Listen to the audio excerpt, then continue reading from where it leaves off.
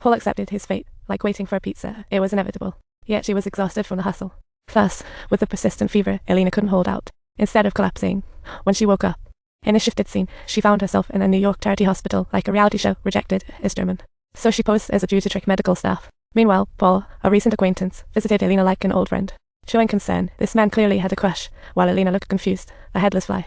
She tried to gain his sympathy, constantly repeating, "I only have one friend." "You just have to believe me a little." In fact, Alina was about to be sent back to Germany because she had no guarantor here.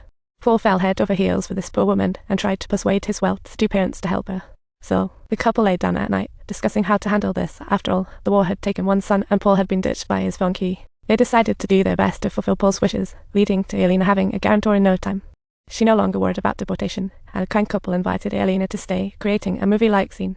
Alina was amazed anyone would offer her such treatment and quietly moved into Paul's family villa, and even received breakfast personally served by the lady of the house, like a modern-day breakfast club. This unexpected treatment evoked Alina's childhood memories, but reminiscing wasn't a priority, regaining health was. Meanwhile, Alina's lost brother Hart was busy tying the knot with his French girlfriend, officially becoming a son-in-law. But the father-in-law had never treated her as an outsider, handing over some tasks to her until he found a painting. He couldn't help but bust his son-in-law, and Hart's eyes lit up suddenly. He couldn't believe that his mother's heirloom had appeared.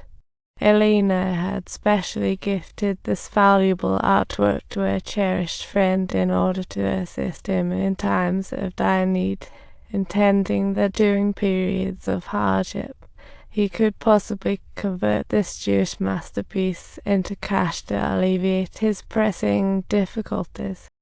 This revelation sparked a flicker of hope in Hart to find his sister.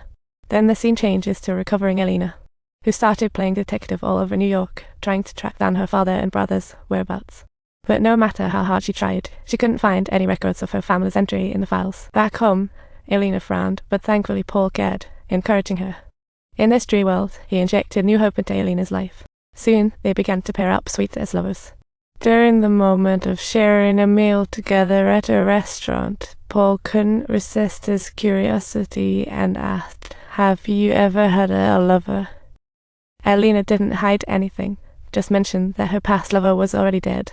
This tragic news made Paul empathize even more with this poor woman. Paul went to his parents' room, pouring out his true feelings like a little kid. And the sudden news left his mother baffled, especially since they'd only known each other for a month. But despite his mother's objections, Paul was determined to marry Alina. After an argument, when Paul stormed out, his father surprisingly backed him up. After all, his son was already an adult, having been through a lot. Little did they know, Alina was next door, listening quietly to everything, clutching her wedding photo with her late husband, feeling a wave of nostalgia. Meanwhile, Paul knocked on the door, clearly ready to confess his feelings on this romantic evening. He was planning to boldly propose, but Alina felt a bit frazzled, still tangled in her past. Plus, hiding her German identity, she didn't want anyone to know she was not actually a Jew. So it was difficult for her to say yes to Paul's proposal. But by this point, before Alina could explain, Paul couldn't help but kiss her. That night marked the commencement of their beautiful journey of lifetime commitment to one another. However, on the following day, when Alina went back to the hospital for a checkup once again, she unexpectedly received a disappointing piece of bad news from the doctor. The reason she had been feeling unwell lately was that she was pregnant. And it's been 2 months already. Alina was shocked, as if she had won a lottery.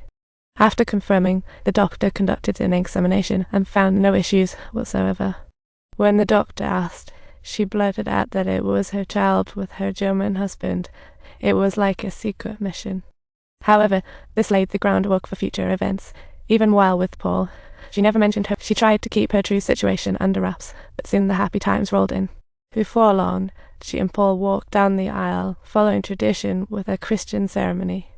However, Alina was not a Jew. She was merely going with the flow, not knowing what scene or outcome this marriage would bring about for her and Paul. In the days that followed, they embarked on a sweet life, with love sparkling in their eyes. If you enjoy this story, subscribe to our channel.